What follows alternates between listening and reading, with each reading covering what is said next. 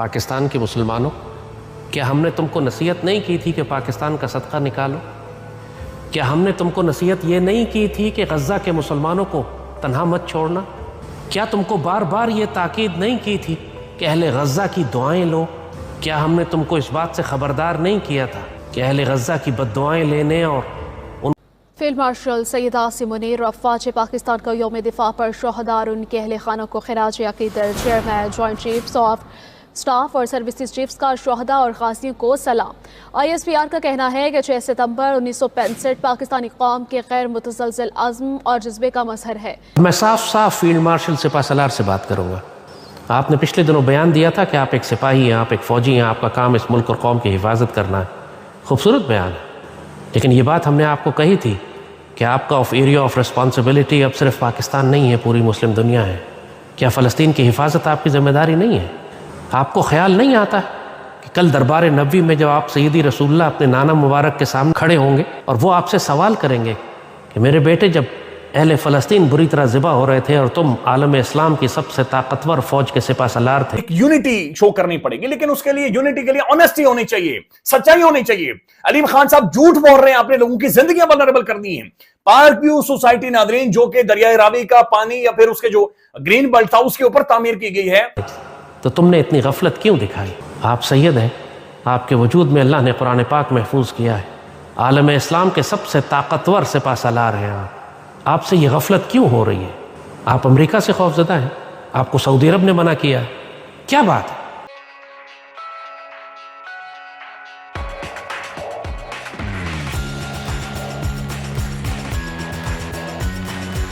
کو تنہا چھوڑ دینے کا بہت بڑا عذاب تمہارے اوپر آئے گا۔ تم سمجھ رہے ہو کہ تم کو پانی نے ڈبو کر غرق کر دیا، یہ پانی نہیں ہے، یہ اہل غزہ کے آنسو ہیں جن میں تم غرق کیے جا رہے ہو اس وقت۔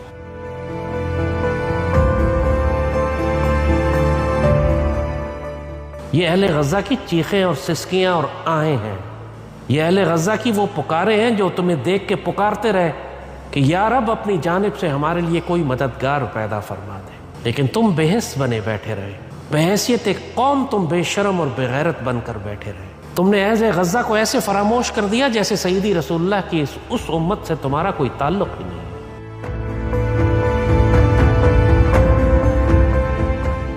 اور تم پر حجت پوری طرح سے تمام تھی، تم بے خبری میں نہیں مارے گئے۔ تم کو بہت تسلی سے بتا دیا گیا تھا کہ اگر آج تم اہل غزہ کو تنہا چھوڑو گے، ان یتیموں، بیواؤں، مسکینوں اور مجاہدین کی مدد نہیں کرو گے، سیدی رسول اللہ کی اس بہترین امت کو تم ان یہودی خنزیروں کے ہاتھوں قتل ہونے کے لیے تنہا چھوڑ دو گے، تو یاد رکھو اس کا مکافات عمل تمہارے اوپر بہت سخت آئے گا۔ اللہ بے نیاز ہے، زمین و آسمان کی جنود اور فوجیں وہ اللہ کی ہیں، وہ چاہے تو تمہارے اوپر جہنم کے کتے چھوڑ دے، وہ چاہے تو تمہارے اوپر پتھروں کا سیلاب بھیجے، وہ چاہے تو تمہیں پانی میں غرق کر دے۔ سمجھ میں آنے والی بات نہیں ہے کہ ایک مسلمان سپاہ سالار فلسطین کے معاملے میں اتنا خاموش کیسے ہے۔ جنرل ضیاء الحق بھی مسلمان سپاہ سالار تھے، پاک فوج کے چیف آف آرمی سٹاف تھے، مسلمانوں کے معاملات میں وہ تو کبھی خاموش نہیں رہے۔ پوری مسلم دنیا میں ہزاروں مساجد میں ان کے لیے غائبانہ نماز جنازہ ہوئی۔ آج بھی پرانے مسلمان پوری دنیا میں پاکستان کو جنرل ضیاء الحق کے نام سے یاد کرتے ہیں، وہ بھی تو ایک مسلمان سپاہ سالار تھے نا۔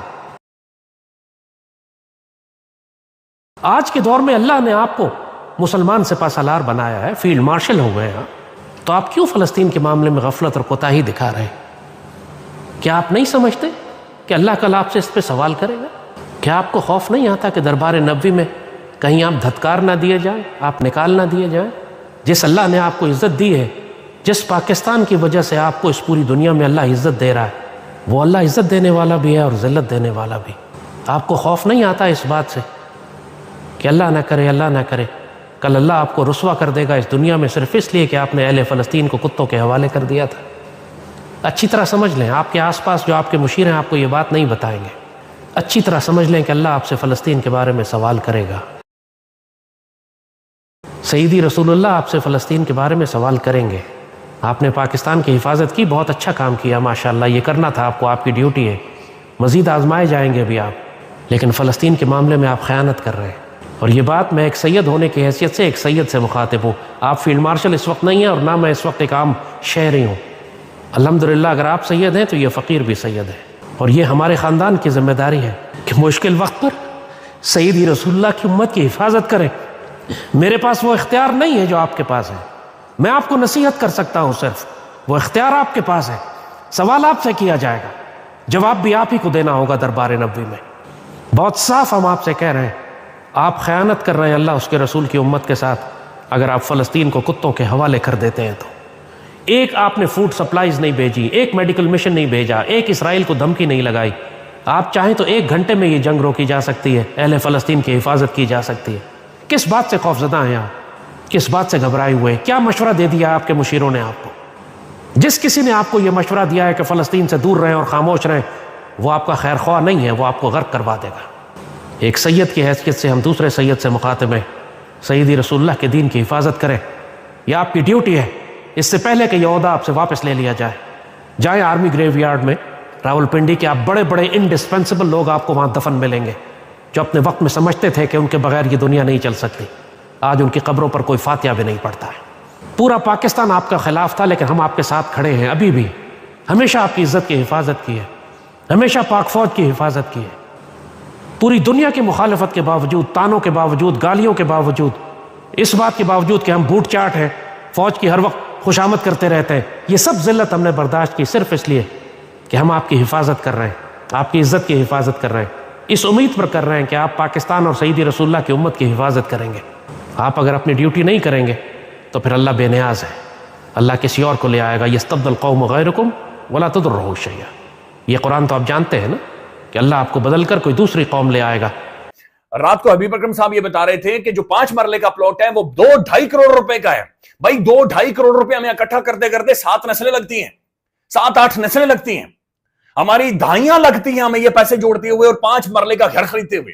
और 5 मरले का घर ये है कि 1 कमरा, 1 बाथरूम, किचन और एक छोटा सा डाइनिंग, यानी बड़ी मुश्किल से उन्होंने लोगों ने बनाया था। दबाव डाला जाए, रियासत इसके ऊपर फौरी तौर पर मुसद्दिक मलिक साहब कह रहे थे ना कि ये जंग है, 800 जाने ओवरऑल चली गई हैं और 800 जाने जंग के अंदर नहीं जाती ना। तो ये आप कह रहे हैं कि जंग है, तो फिर भाई ये लोगों को पैसे लेकर दें, ऐसी हाउसिंग सोसाइटीज को बंद करें। ऐसे जो जाहिद मशवानी साहब हैं, गिशकोरी साहब हैं, जाहिद गिशकोरी साहब इन्वेस्टिगेटिव जर्नलिस्ट हैं, वो कहते हैं तकरीबन जो रावी का 45 किलोमीटर का ग्रीन बेल्ट है उसके ऊपर 16 हाउसिंग सोसाइटीज बनाई गई। कौन है ये हाउसिंग सोसाइटीज बना रहा है? ये कौन है जो अरबों रुपए कमा रहा है? ये कौन है जो डकार मार रहा है? डकार भी नहीं मार रहा है पैसे खाकर। ये 2 नंबरी है नाज़रीन। लेकिन बहरहाल ये टाइम सियासत का नहीं है। पंजाब के साथ खड़े हो, पंजाब को सपोर्ट करें, बैक करें, जो कुछ हो सके अपने तौर पर करें। ना हुकूमत की पॉलिटिक्स का वक्त है, ना अपोजिशन की पॉलिटिक्स का वक्त है। हमारे सुबह वल्नरेबल हो गया है। नाज़रीन, जो किसान इत्तेहाद के सरबराह हैं खालिद भाट साहब, खालिद भाट साहब ने अभी चंद मिनट पहले ARY न्यूज के ऊपर इंटरव्यू किया और खालिद भाट जो कह रहे हैं वो खौफनाक है। सरकारी तौर पर कहा जा रहा है 1800 गांव मुतासिर हुए हैं। खालिद भाट ये कह रहे हैं कि भाई 1800 नहीं है, ये 3000 से 3500 गांव बिल्कुल फ्लैटन हो गया है, पानी के नीचे है, राब्ता मुनकता हो गया है। खालिद भाट के मुताबिक तकरीबन उनके मुताबिक ये 25 से 26 लाख एकड़ खड़ी फसलें हमारी तबाह और बर्बाद हो गई हैं। उनका यह कहना है कि इतनी बड़ी तबाही हुई है, इसमें जो हमारी कॉटन थी वो 50% कम हमने काश्त की थी, वो बिल्कुल बर्बाद हो गई है। चावल की फसल तबाह हो गई है।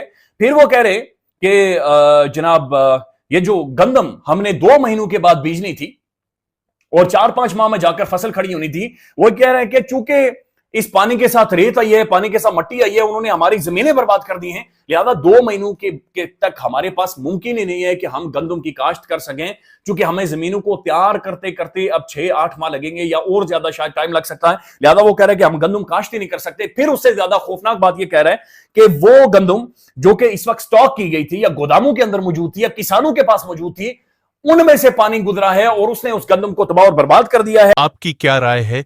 कमेंट करें और शेयर करें। यदि आप चैनल पर नए हैं तो चैनल को सब्सक्राइब करें।